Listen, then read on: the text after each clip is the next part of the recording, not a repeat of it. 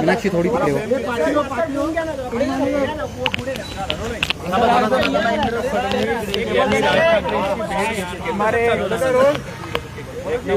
त्यांनी राज ठाकरेंची भेट घेतलेली आहे.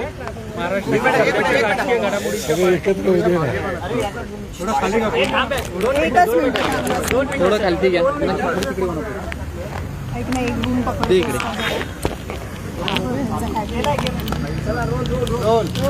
सर, महाराष्ट्रात सध्या ज्या पद्धतीच्या राजकीय घडामोडी सुरू आहेत त्या पार्श्वभूमीवर त्या दोन नेत्यांची भेट महत्त्वाची मानली जाते. काय तुम्हाला कल्पना आहे की मध्यंतरी सन्माननीय राजसाहेबांनी देवेंद्रजी फडणवीस यांना एक पत्र लिहिलं होतं आणि ते पत्र लिहिल्यानंतर देवेंद्र फडणवीसांना ते पत्र खूपच आवडलं होतं. तिथं सगळ्यांना ते पत्र आवडलं, तुम्हालाही आवडलं. आणि त्यावेळेला साहेबांचं त्यांचं बोलणं झालं होतं आणि त्यावेळेला ते म्हणाले होते की मी तुम्हाला भेटायला येणार आहे, कारण त्यांना त्यांच्या तब्येतीची सुद्धा विचारपूस करायची होती आणि साहेबांसोबत आणि त्यामुळे ते आज शुभेच्छा भेट घेण्यासाठी आले होते, तब्येतीची विचारपूस करण्यासाठी सुद्धा आले होते. साधारण 15-20 मिनिटे मी नितीन सरदेसाई, संदीप देशपांडे आम्ही 15-20 मिनिटे एकत्र होतो. एकंदरीत चर्चा आम्ही ही गोष्ट लपून ठेवत नाही, जे असेल ते नंतर ते बोलतातच स्वतःहून. परंतु आता जे काय त्यांचं डिस्कशन झालं त्याची खरंच कल्पना नाही. त्यामुळे तुम्ही एवढ्या आतुरतेने थांबलेले आहात. कदाचित तुम्हाला त्यांची दोघांमध्ये झालेली चर्चा फडणवीस साहेबांकडून सापडू शकते, भेटू शकते. ही नव्या मैत्रीची सुरुवात म्हणायची का?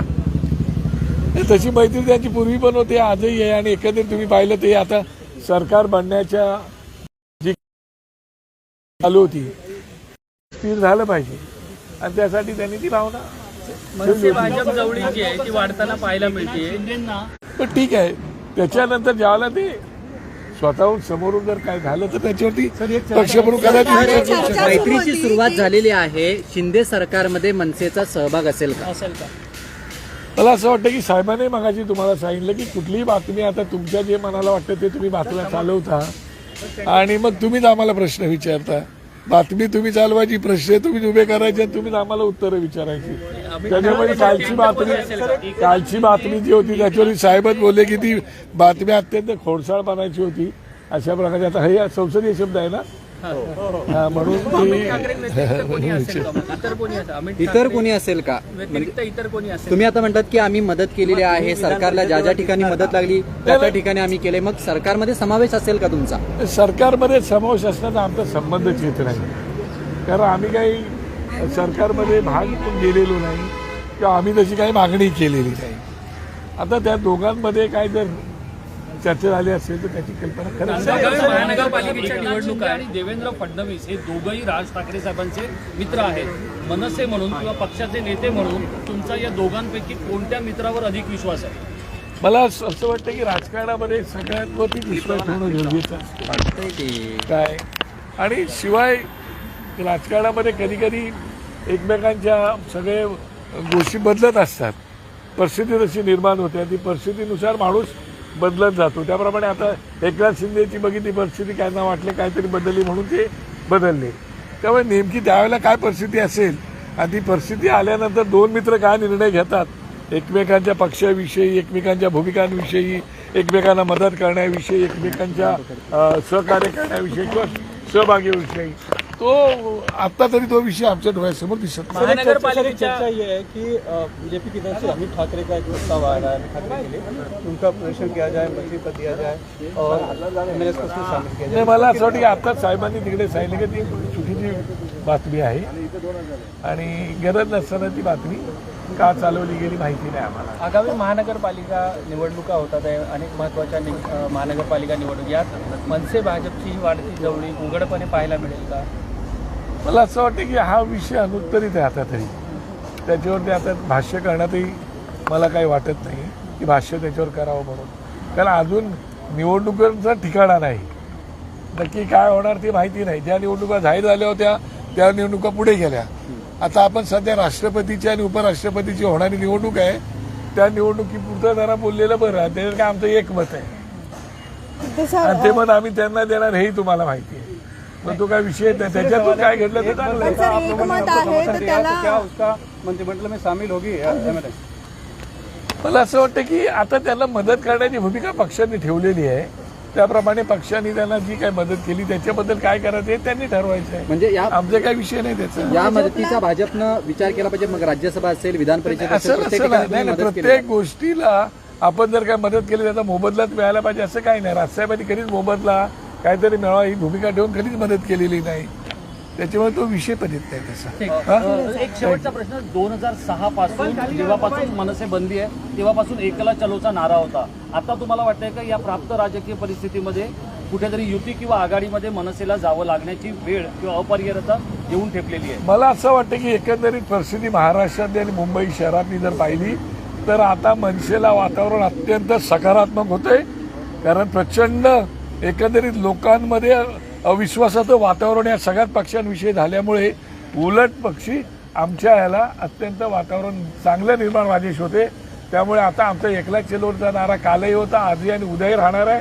भविष्यात काय होईल, कारण कोण कोणाचा मित्र कधीच नसतो आणि कोण कोणाचा शत्रू कधीच नसतो, हे तुम्ही पवार साहेबांनी महाविकास आघाडी करून दाखवून दिलेलं आहे. आणि आता अचानक भयानक जे काही बदल घडलेले आहेत एकदम सरळ ते तुम्हाला दिसलेले आहे. त्याच्यामुळे नक्की काय होईल ते आता मी नाही बोलू शकत. धन्यवाद. आता नको झालं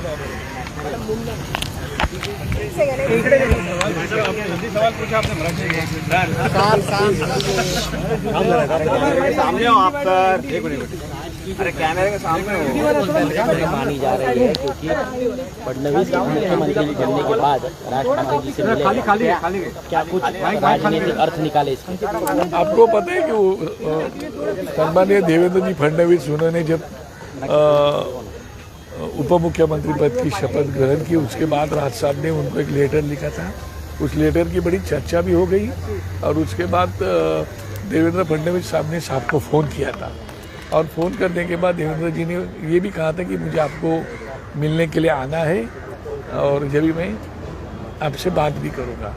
और जब वो अभी अस्पताल से आने के बाद वो मिले भी नहीं थे तो उन्होंने उनके तबीयत का हाल भी पूछने के उनको मिलना था और वो जो लेटर लिखा था उसके बारे में आभार मानने के लिए उनको मिलना था. तो आज जो आए थे वो आने के बाद उनकी अच्छी बैठक भी हो गई. तकरीबन 1.5 घंटा उन लोग की बैठक हो गई. उसमें 15-20 मिनट हम लोग थे, मैं नीतीश सरदेसाई, संदीप देशपांडे वगैरह हम लोग थे.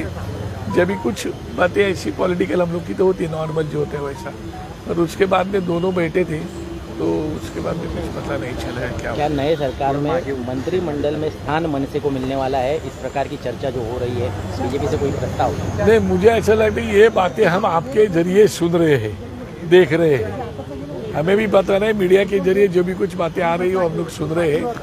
उसके बाद तो कुछ नहीं पता चला. अमित जी ठाकरे जी का भी नाम सामने आ रहा था, उसके बारे में क्या कहना है?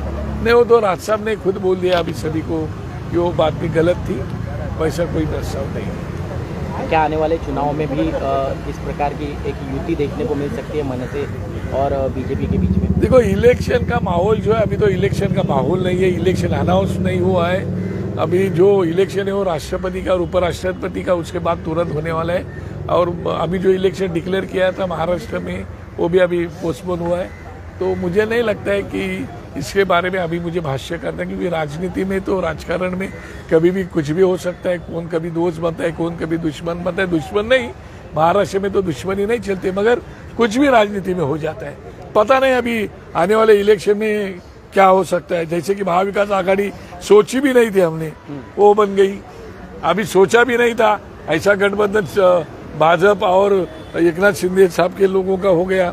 ऐसा कुछ भी हो सकता है. अभी तो फिलहाल तो मैं कोई भविष्यवेता तो हूँ नहीं. तो अभी जो मौजूदा राजनीतिक परिस्थिति है, ठाकरे परिवार, उद्धव ठाकरे परिवार की स्थिति खराब हुई है, शिवसेना में इतना बड़ा विभाजन हुआ है, तो मनसे के लिए कोई अनुकूल परिस्थिति बनी है? बिल्कुल अनुकूल परिस्थिति बन रही है. लोग देख रहे हैं ना कि ये क्या चल रहा है.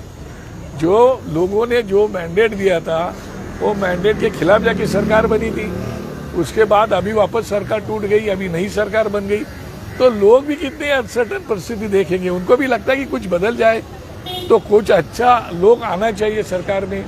तो मुझे लगता है कि अभी की ये सब माहौल देखने के बाद मुझे ऐसा लगता है कि आने वाला काल ये महाराष्ट्र नवनिर्माण सेना के लिए, राज ठाकरे साहब के लिए और रेलवे इंजन के लिए बड़ा ही अनुकूल रहने वाला है। तो मन में लड्डू तो फूट रहा है मंत्री लड्डू फूटने का सवाल ही नहीं आता है। लड्डू आएंगे तो खा भी लेंगे, वो बात नहीं। अभी तक तो वही लोग खा रहे थे ना, मनसेलो तो किधर लड्डू खाए भी नहीं है। तो लड्डू अगर खिलाएंगे और आप लोग भी लड्डू खिलाने के लिए तैयार हो जाओ हमारे साइड से, तो बड़ा अच्छा हो जाएगा। Thank you. सर जोरदार, थैंक यू।